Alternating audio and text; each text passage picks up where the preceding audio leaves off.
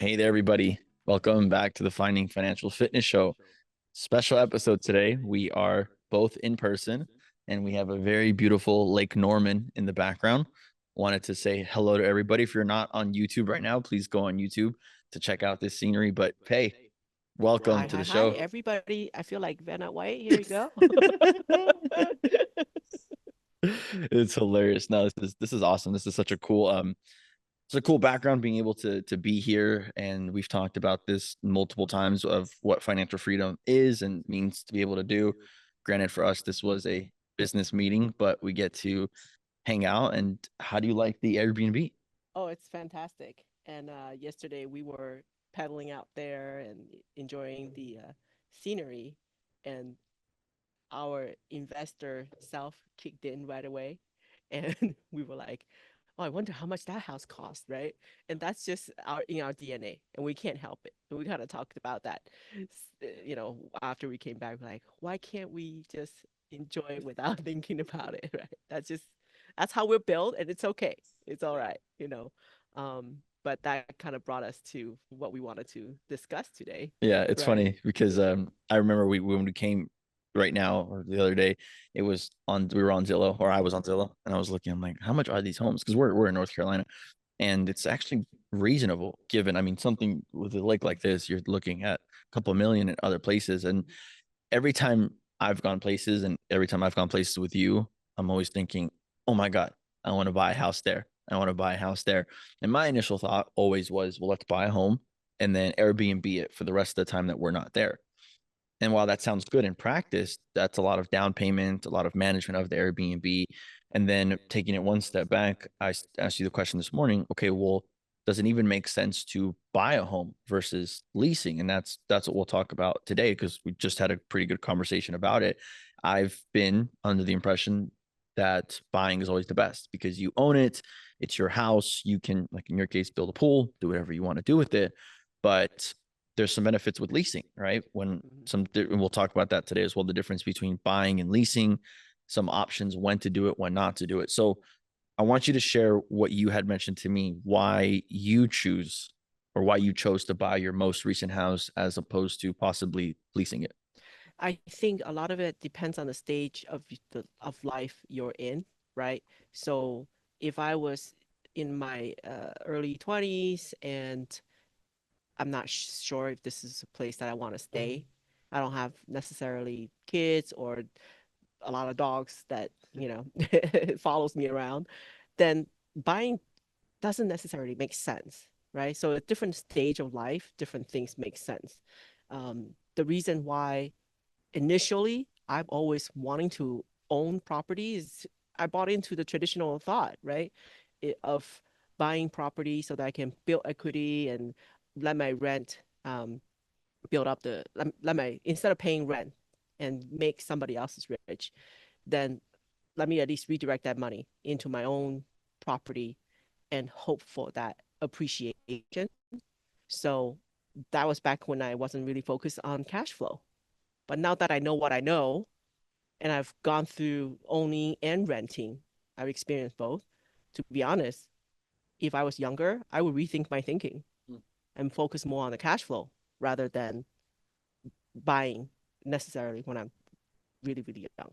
And typically, and correct me if I'm wrong, but it's cheaper to rent a house. Like, let's say it's the same house and you're looking at potentially buying it or renting it. Would it be cheaper to rent that same home than buying?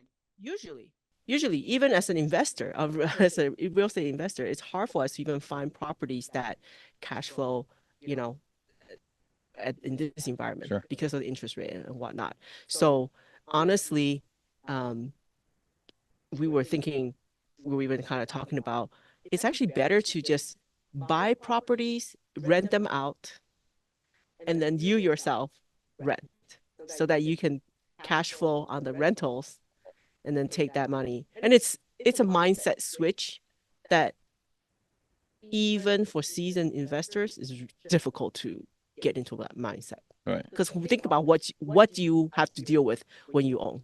Right. And that was my point. Beyond, well, the down payment. So right, when you own a house, so let's say you're comparing buying this house versus renting this house, In order to own that house, you're looking at 20, 25% down. That is, where's that going to come from? Well, typically, if you're stacking or however you're getting that money, you need to put that money saved to be able to pay that down. And once you pay it down, it's not like you can use that money, for example, in the all-in-one. That money's in the house. You're never getting that money out until you sell it. So that's a cost right there. So I was mentioning, like, on $1 million home, let's say, like a lake house like this, you're looking at a down payment of at least $200,000. And let's say your mortgage, because you're putting more down, your mortgage might be lower, but then you have taxes, you have insurance, an older home like this, you're going to want to have some in reserve just in case AC unit things break down. If your rent is $1,000 more per month, yes, that eats into your cash flow. But think about it. If you have to spend an extra $1,000 a month to rent, but you just put down $200,000, think about that. You have 200 months worth of cash flow that you're sacrificing for those $200,000. And if you could save that $200,000, and in your example right now, go out and buy 3 rentals. Yep. And those 3 rentals can then at least offset, if not cover, the majority of the mortgage that you would be paying. Yeah. So it's a rethinking your thinking shift, which, I mean, I own my current house and I've only owned a home, but it's been something that's been on my mind for a good year now. It's, if I didn't own my house, I would be able to have the flexibility of leasing and going wherever I want. Right. I mentioned Alex Hormozy. He mentions multiple times about leasing, because then if something were to break down, you mentioned the cost right now, the property owner's taking care of it. You're not. That's not a cost from you. And you have that flexibility where if you don't have kids, you don't have dogs, you can just say, I'm going to get up and move in 6 months. I want to go explore the east side of the United States. Right. And of course, this is paired with you have to be, we're not saying that, oh, just rent and then spend all your money, right? There are certain things, the caveat to it, right? If you're going to rent, you can still own property, just don't live in it. Don't be the tenant to yourself, right? Because you want to own properties, but you want to rent them out. But you yourself, as personal, you need to still be disciplined to put that money away. Your cash flow situation still needs to be put to work.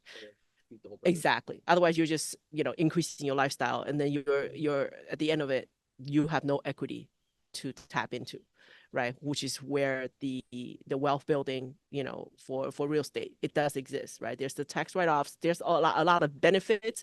So it depends on your situation, right? But I would say, honestly, I would rather be a landlord in that sense, right, than be a landlord to myself. And there are also other ways to, let's say, people like myself, I've been landlords and I don't enjoy the process personally, and I can get a property manager to take care of the problem. With money solves all problems. That's just how it is, right? I can give out some of my cash flow and let somebody else take care of it. But honestly, there are different methods to get into property ownership without actually owning the property, right? You can be the mortgage, you can actually own the mortgage on it, you can cash flow that way. So they're just other, now that I've been in this game for a while, I just realized that I didn't know enough. So I followed the mainstream advice of, oh, buy a property here, and then you save on rent, and then you are now responsible for all the upkeep. And just my luck, I don't know about other people, just my luck. Every time I buy into a property, AC, hot water heater, and something else, it's always comes in threes. I don't know why. Something always goes wrong, and it's always in threes.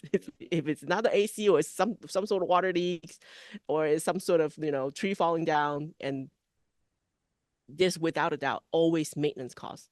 I mean, in your experience, you bought new builds, and that kind of helps.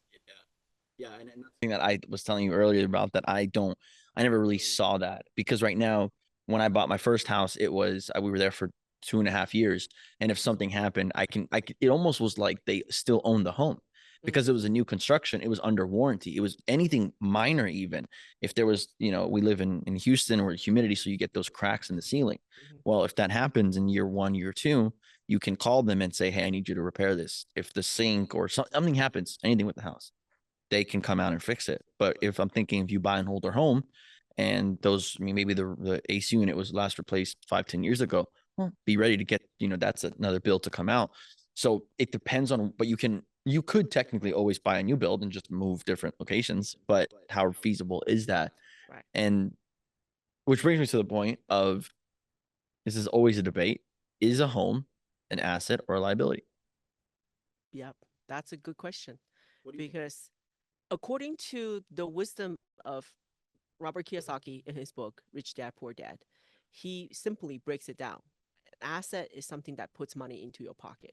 A liability is something that takes money out of your pocket, right? So by that strict definition alone, your primary residence, the house that you own and you live in, is actually a liability, right?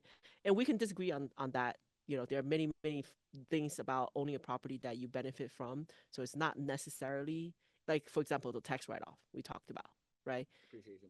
Right. Appreciation is also another thing. Those are benefits, but ultimately, every month, is your cash flow not going out?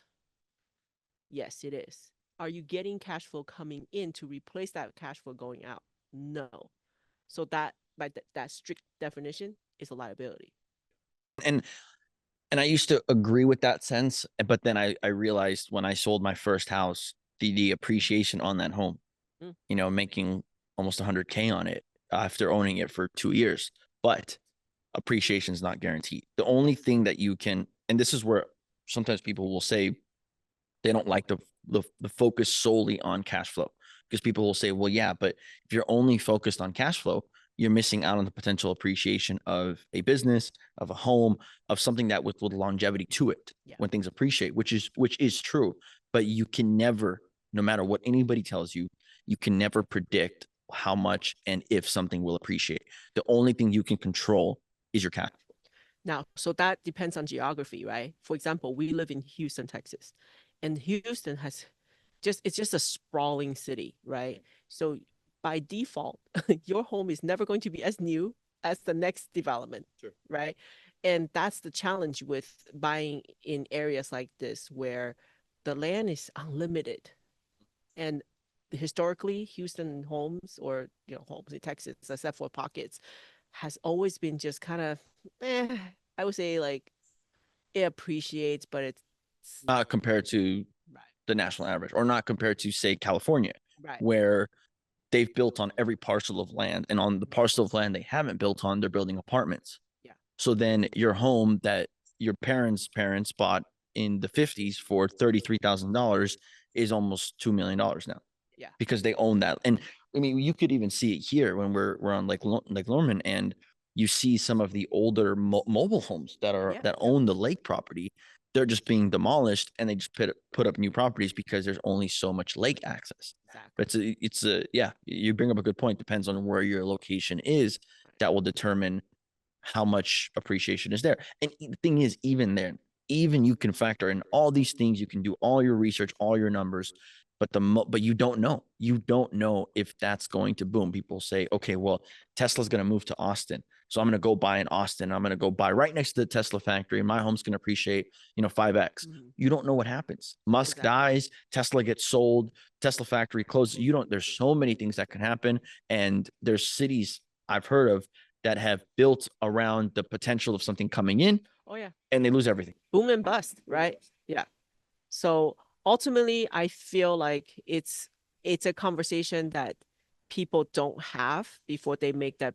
This is the biggest investment, right? If you think of it as an investment, this is ultimately some people's biggest investment of their life, right? And a lot of people jump in because they're told that this is the way um, to wealth, and it could actually backfire on you, right? Because you could buy into a property that needs a lot of maintenance. It needs a lot of everything goes wrong, and now your cash flow is just going out the door unexpectedly, and you could actually just end up being strapped, right? Your house rich but cash poor. Like that's the worst thing, right? And also, if you put all your money into your house, into your home, that equity is not always necessarily liquid. Right. So we could talk about that piece too, right? Say I was a W-2 employee and I was able to qualify for a nice mortgage and whatnot. But then maybe 5 years later, I decided I want to become my own business owner. I don't want to be an employee anymore. Now I don't have W-2 anymore, but now I need access to my equity. I have $200,000 of home equity that I would like to tap into. Guess what? Good luck.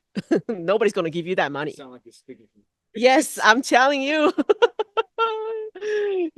So you have to really kind of be prepared for those kind of situation, right? It's not that easy to get equity out of your home. So I now in hindsight would be like, maybe I should have rather take that money that I was ready to plop into a home, like you said, right? Get into different type of opportunity that cash flows. Rent in the meantime, let my landlord deal with the increasing tax, increasing insurance, increasing cost of maintenance on an older home, and enjoy for the time being, right? And then just live a carefree life in that sense. I don't have to worry about like if AC breaks down, my landlord's gonna have to take care of it. Yeah. And I mean, I would say that I did it because I bought my first house before I learned about investing. And I remember, and this is most people, college grads will do. They'll stay at home after they graduate college and they'll save up money. Typically, it takes a long time to save money to buy a house. Luckily, I was working in California, living in California, saving up enough money that then I took all that cash and I spent it on a down payment for a home in Texas, which apples to apples was not really a comparison because the property values were so much lower. And I was able to work very hard and save up a lot of money. But then I remember putting all that money down as my down payment on my house. And it wasn't until I sold the house, as I mentioned, that I got that money that I put in. But in the time that I was living there, those 2.5 years, if I would have put that money into my stacks, my stack size would have been so big that I then could have used the stack itself to fund the down payment if I ever wanted to buy a house down the road. But my thought is, okay, now as I start living a little bit more, traveling more, and I see the beautiful world, the beautiful country we live in, there's so many places that I want to not only visit, but that I want to live. I want to wake up and see this. Not saying there's anything wrong with my house, but I live in a suburb. Or something I look outside, yeah, I have a nice creek in the back that I see, but it's not this. Yeah. And being tied into the house, because like me, I bought my last one at the peak of COVID, so 2021. Afterwards, when interest rates were extremely low, but the price of the homes were through the roof. Now I'm at a point where it didn't appreciate much, and if I want to sell with closing costs, I'm out of pocket now. Yeah. So I look back and I reflect that maybe leasing gives you options. And just like we always talk about on this show, you don't come to terms with it until you have the time to sit there. Your expenses are covered. You don't have to worry about paycheck to paycheck. And then you realize, I could have done something with that money. Exactly. I could have done something maybe more effective. And that's the reason why we like doing this podcast. We're hoping that somebody might listen and think, oh, I'm saving right now to buy my first home. We just want to ask why. Why are you like, what do you think you're going to get? If you plan to live there for 30 years, your wife has a kid on the way, and that's like, that's where you want to stay because you have your family close by. It's going to help raise the kid. I think if you're going to stay somewhere for 7 to 10 years, Yeah. I think you'll catch some of the appreciation regardless of where you're at. The home will appreciate in those 7 to 10 years to recover the money you put in. If you can double what your down payment was, I think that's solid. But if you're unsure and you're only moving there, like in my case, because my wife got a job, well, then maybe you just say, let me rent out, and maybe you fall in love with the place. Yeah. And then you decide to buy. Yeah. Don't rush to buy. Same thing That's kind of what we're saying the same here. thing with marriage, same thing with relationships, yeah. right? You don't want to rush at the first opportunity that you have. You want to make sure you have a good option and you're secure in what you're doing. And I think that's been so ingrained in like a lot of different cultures too, like where, we don't like to, you feel like you're almost feeling guilty to rent. That's what it is, right? There's almost like a guilt from society to say like, oh, you're still renting. Like for some reason, that's like a measurement of success. Oh, for sure. Well, I mean, Right. but I remember talking to my father-in-law, talking to people in older generations, like they took a lot of pride in owning a home, and that's transferred over to my generation and to Gen Z. It's you are just as good as the house you own.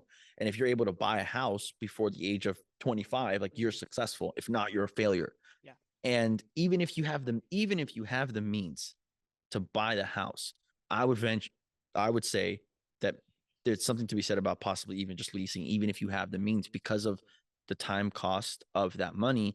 And what if you look at what the cost would be because I know the arguments against leasing. Okay, well, I'm putting all this money and it's going away. Yeah. I'm not seeing that money. Yeah, on the first 7 years of my amortized, no, I'm most of it's going to interest anyways, but I'm at least paying down some of my principal.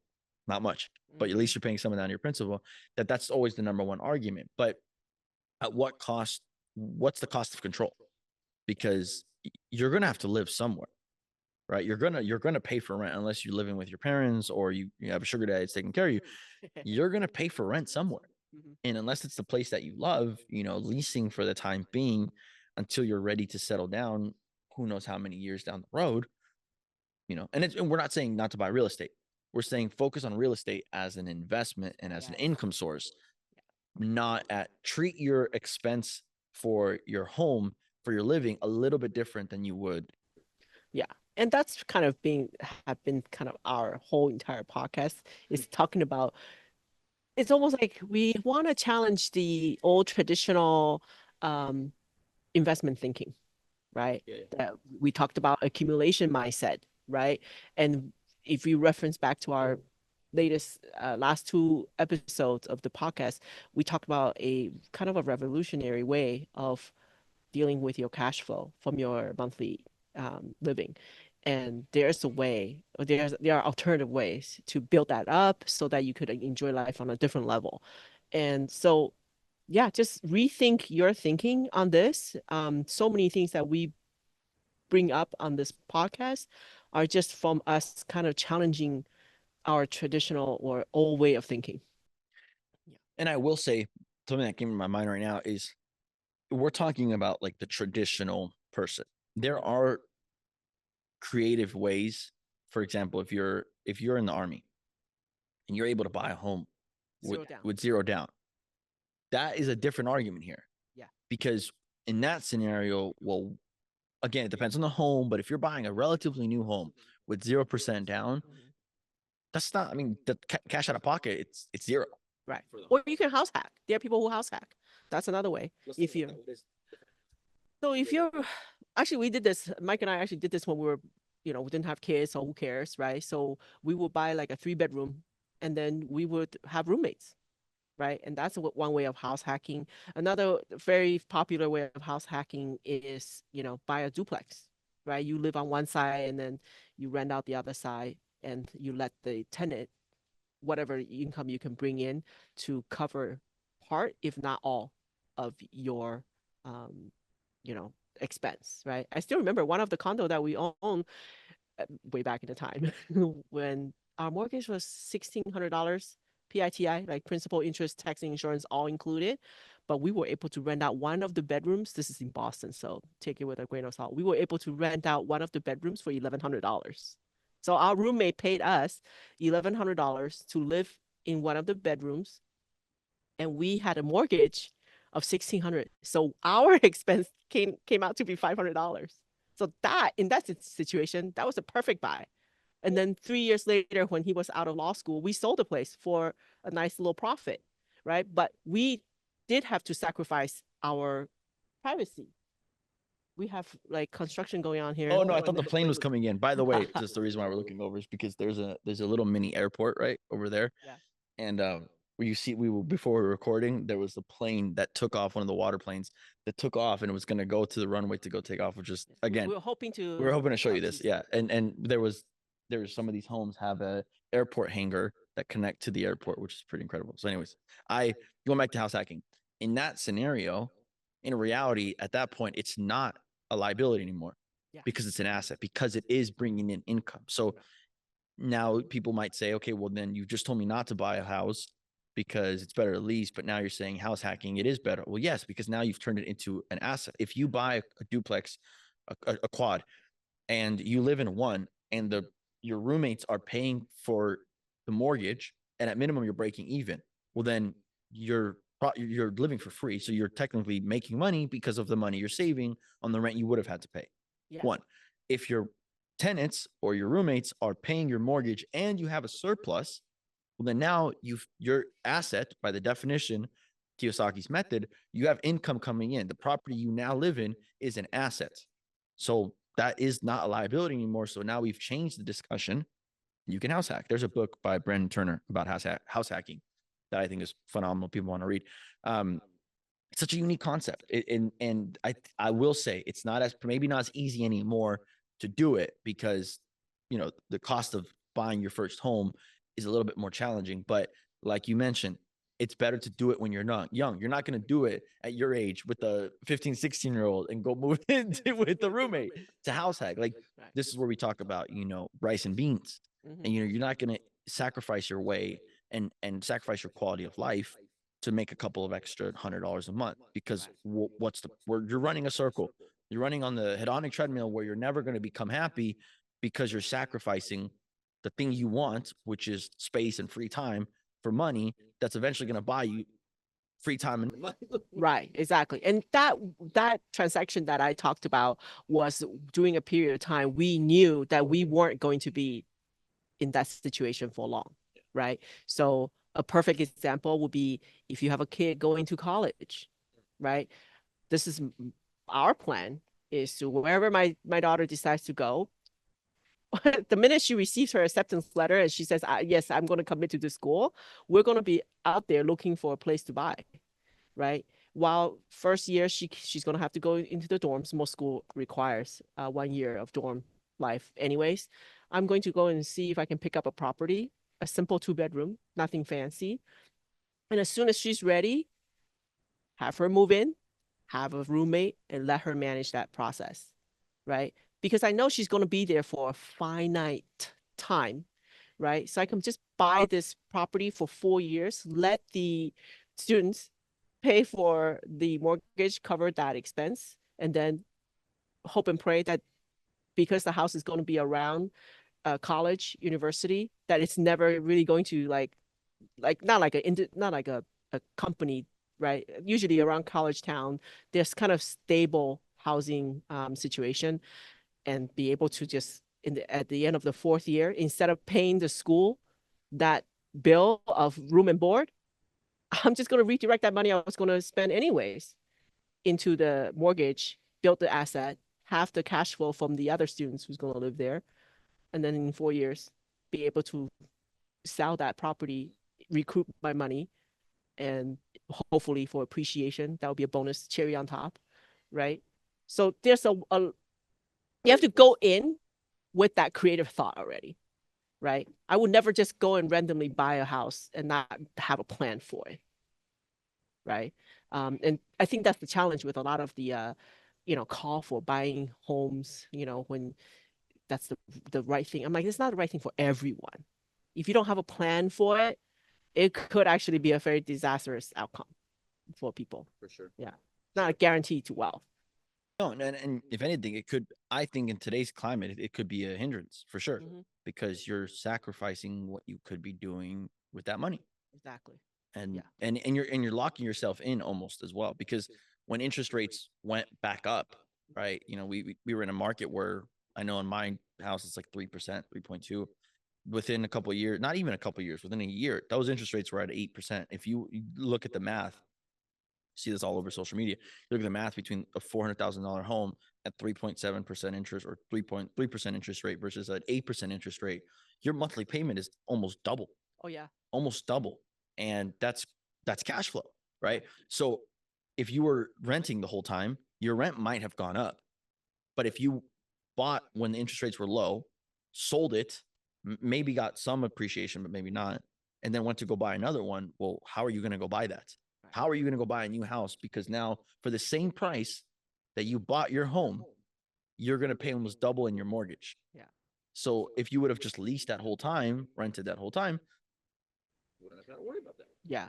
So I mean, with the fact that most people, I'm not going to say all, but a lot of people now can take advantage of remote working. It really changed the landscape of this whole discussion. Yeah. Right? Because that freedom and flexibility to go anywhere, once you have ownership, trust me, you're tied to it, right? You just, there's no way you could just take off and go. So yeah, I mean, well, figuring there's out. also the emotional attachment. I remember when we bought our last house, our first house was a turnkey track home. Mm-hmm. Second home was a track home still, but we designed within what they allowed us to design, Yeah. but we designed it. And now it's like the thought of leaving is like, wow, well, this is ours. We own it. If you're renting, that's never your home. And like you mentioned, you can only make so many adjustments to the house within the renter's parameters. So although it never really feels like yours, you're living there, but you can't just go paint a wall without permission. You can't just build a pool, build a deck out. So in that sense, then you're taking the emotion out of it and you see it for what it is, which is a living quarter. Same thing as a car, right? For some people, their car is their identity. Mm-hmm. And I'm not critiquing that whatsoever. I'm just saying know what you're doing and know thyself. Yeah. Know if you're gonna get a like I know I'm emotionally attached to my car Mm-hmm. because that car is a representation of so much work and building that I know that. And I Yeah. know it might not be the best investment, but it's an emotional thing for me. And ultimately that's okay. Yeah. It's okay to do that because that's what life is for. We need to enjoy those things. But how do we find that balance is what we're finding right now. Right. And also, this is the thing, like we tend to kind of operate in silos and silence where we're just kind of like, oh, let me just do this without talking to people. And we talked about this, right? When things go wrong, when you're about to make a big financial decision, this is the time to actually be more open to discussion and to talk to people who may have done it already, who's a little bit maybe 2 or 3 steps ahead of you, and ask them like, what do you like about, if you wanting to own a home, talk to multiple homeowners and see what they say. Exactly. You're going to talk to a lot of people. They all have, like having kids, they're going to tell you all the go have a kids. But then when you really do talk to them, what do? They complain about all the bad things. And you're thinking, you have to read between the lines. Like, right? Are they telling you to do this, that this is a great idea? Because they also bought in and they want misery loves company. They want all their friends to be also suffering on the deck and just talk about how miserable everything is. Or they really truly have gone through the process, have processed that information, and now are giving you like tidbits of like, hey, had I known, I wouldn't have done it this way. Yeah. No, you're right. I think that you're in your own little shell, and if you don't, I never did. I just hearing you say that, I never did that. I never asked because my parents never owned a home. My parents had rented because they couldn't afford the down payment on a home. Again, California, it's Crazy. common, Yeah. but I never knew. And so the people that I saw that owned homes, it just seemed so normal. Like it seemed like it's the same thing as the argument to be said about it getting married, right? People think like, okay, you're not married by the time you're 30. What's wrong with you? Type of thing. And I'm not saying that's true or not, but it's the same thing as owning a home. People, you see the stats now on the news all the time. 50% of millennials now live, or Gen Z now live with their parents. Yeah. And it's like, okay, well, I think the vast majority of those are probably people who maybe are lazy and can't afford anything because of the current economic crisis we're in. But some of them are not. Some of them are trying to work, but they just can't. They just can't afford it. Or some people are clever. Some of those people are actually clever ones. They're like, hey, if I'm not married or whatnot, why not? I live with my parents. I help out a little bit on the housing expenses, and I can then free up tremendous amount of cash flow, have good job, and you can do, just live with your parents for 5, 6 years, and then imagine, you know, like sometimes independent living is overpriced. What does it cost you? And I know that this isn't easy for everybody. Some people might not have a healthy relationship with their parents. I fully understand that. But you're right. For the majority of people who have healthy relationships, what are you? I know that because the moment people turn 18, obviously they go to college. Right. There's something to be said for people. I did this coming home from college and living with their parents for a time being. The problem is that it's hard to differentiate between the people that are coming home because they're lazy and they got a job in liberal art, or they couldn't get a job because they have a degree in liberal arts or some poo-poo major Right. that's not allowed. They're 100K in debt now, and they can't. They're a They Starbucks can't barista. afford. They Yeah. can't afford it. Yeah. They can't. They're leveraged out of what they can think of.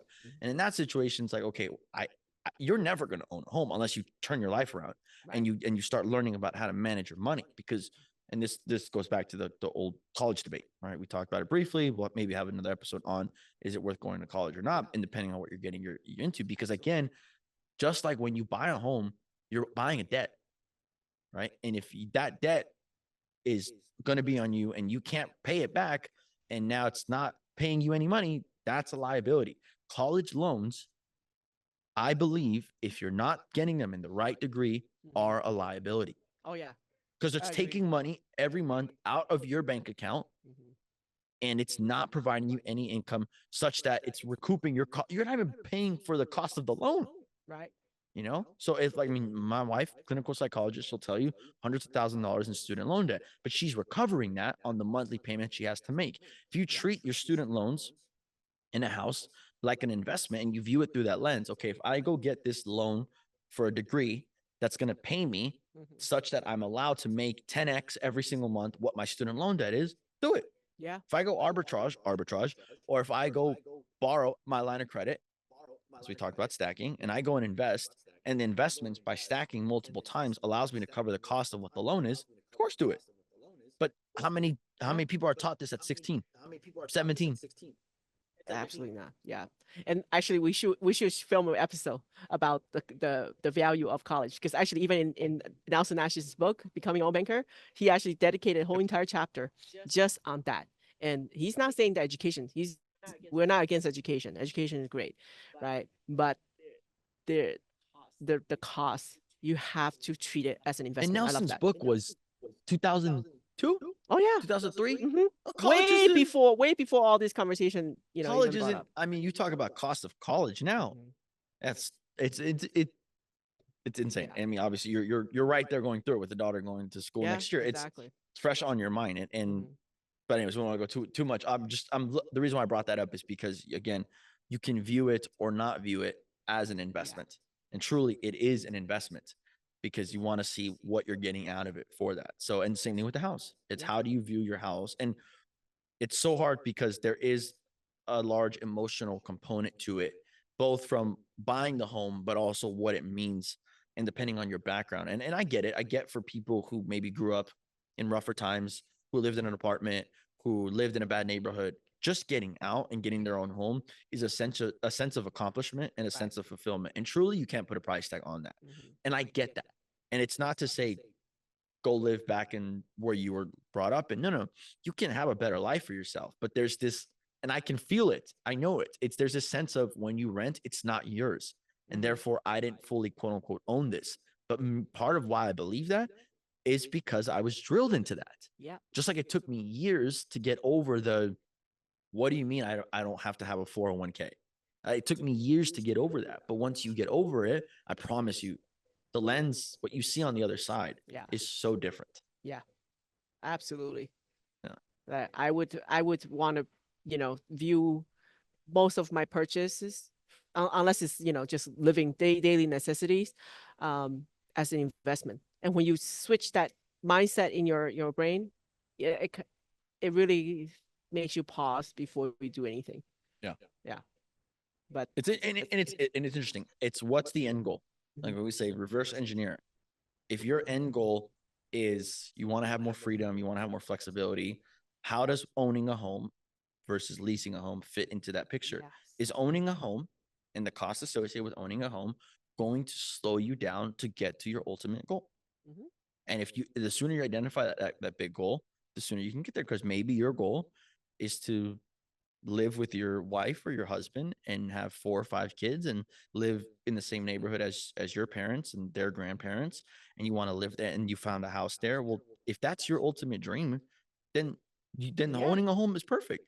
But I don't think many people are asking this question before they go out and purchase it, because people are buying homes an hour from their job sites because it's the cheapest they can get. They're working downtown, it's the cheapest they can find, Yeah. and then they've put themselves in a financial pickle where now they're limited. Yeah. And for me, it's me personally, I think for you as well, it's about freedom. It's about, well, how can I go about doing it? I treat my home now, because I've kind of accepted it, but I treat my home now as a landing base. It's a place that I can fly into. I'm at a central hub. I'm in Houston. I can go wherever I want to go. Because people ask me, well, you complain about living in Houston. Why don't you leave? Well, because I spend half of the year on the road. You're never I'm home. never You're home. never home. So I treat it as, okay, cash flow. It's X amount coming out of my bank account. Not a big deal. It allows me to go and travel versus if I sold that home and I went to go for the same cost of my mortgage right now. Mm-hmm. If I wanted to pay that same cost for a rent, I'm not getting that cost anywhere Yeah. right now for that big home that I have or decent sized home that I have. I'm not getting that same mortgage somewhere else. I'm not gonna downgrade because why? What was once a luxury soon becomes a necessity. But I think once you get down this road a couple more years, when your new home is starting to age, you're gonna have a different conversation, right? Because then that will be the next stage of your life where you're thinking, maybe if I then, instead of having this home that's getting older and older, things are starting to kind of run to the end of their usable life, years. Instead of keeping this one, I might sell it and then I might rent something smaller, right? I know for sure. I know the next home that I live in is going to be rented. There's not even a doubt about it. And that's my decision. And I've made that decision by talking to you, by talking to other friends that I have that have homes, that have owned homes, friends that are currently younger than me that are maybe renting an apartment, renting a place. Yeah. Maybe they're only doing it because they're a job, but I know my flexibility. If I want to, I only have kids. I mean, I only have dogs. If I want to go out and take the dogs and I want to go live in Florida for 6 months, I can. Yeah. I have that flexibility. Yeah. And that's because you have already processed, or you have been processing your goals for, I would say, longer than the average individual out there. Sure. So you have more clarity of what you're looking for. So that makes sense for you. But this, I think, just having this conversation allows people, because again, when they look at identifying goals, Mhm. they don't know what does that mean? And it's okay. Well, I want to have time freedom. Okay, great. What does time freedom mean? Exactly. Time freedom for me means to be able to do what we did yesterday, going on a kayak on a Tuesday in the middle of the day. No one's on the lake because everyone's at work, Right. funding their home on the lake.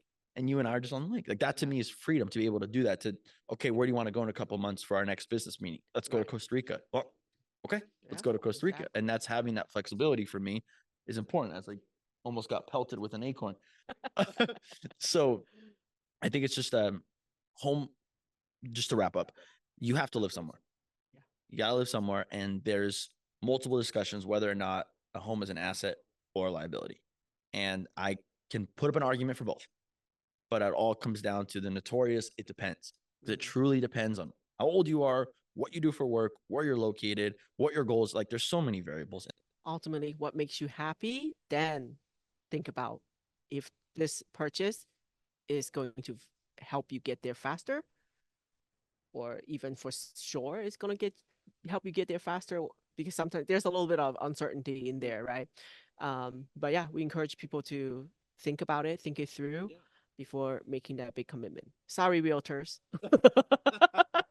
Well, and if you're listening and you have a home and you're thinking like, man, this might have been a bad mistake, there's nothing, you can always sell the house. Yeah. Right. It's unless you're underwater on the mortgage, which some people might be, you can always sell your home. And I know it's easier said than done, right? With closing costs, and it's a little bit of a hassle to put the house on the market. But the best time to learn something is now. Yeah. So learning it now, at least be grateful that you've learned the process, the concepts now, as opposed to later when you don't even, at least you're, and to me, it's a paradox because the more you know you don't know. Yes. And then you start realizing if that's something I don't know, what else is out there? And then you start having to wonder, well, now that I know this, I can't unknow this. And it's put me in a position where now I have to act on those decisions. Yeah. Which is ultimately what sets you apart from others, because people will rather be oblivious and not know this information and therefore not have to take action and be comfortable in their own lives. Yeah. But chances are, if you're listening to this podcast, that's not the case. Yeah. So just wanting to challenge people yeah, on for your sure. thinking. And we're not saying that there's only one way to do things, but there are just options out there to try. Yeah. And lots of options, I think, and Yeah. that's exciting. So it could be overwhelming, but it's also exciting. So, well, hey, thanks again for joining. I know you could be out on the lake right now and Yeah. on the boat, just chilling, but I know it's nice to be able just to talk, and we like to do this because we like to show people what not what success necessarily looks like, but what time freedom allows us to do, and just be able to have a podcast recording this on a Wednesday in the middle of the day when most people are at work. And it's just nice to be able to we were having this conversation this whole week anyways. Right. But we're like, let's just record it. And this is the nature of what the podcast was about, is what we're doing anyway. So I appreciate it. I appreciate everybody for tuning in and listening to to us ramble as we always do. But any final thoughts there? Oh, that's it. I love that we get to enjoy this, and it's been a privilege and an honor to spend some time with you and our other business partner as well. So Yeah. Thank you, always Dan. fun. Shout out Shout to out, you. Dan. But everybody, thank you again for tuning in. If you were listening to this episode and you weren't on YouTube, encourage you to go to YouTube just to see the beautiful background, not necessarily us. As you see, we're not really in the frame too much. We wanted you to see this beautiful lake. Stay tuned for more episodes. We hope you got some value today as well. Take care, everybody. Take care.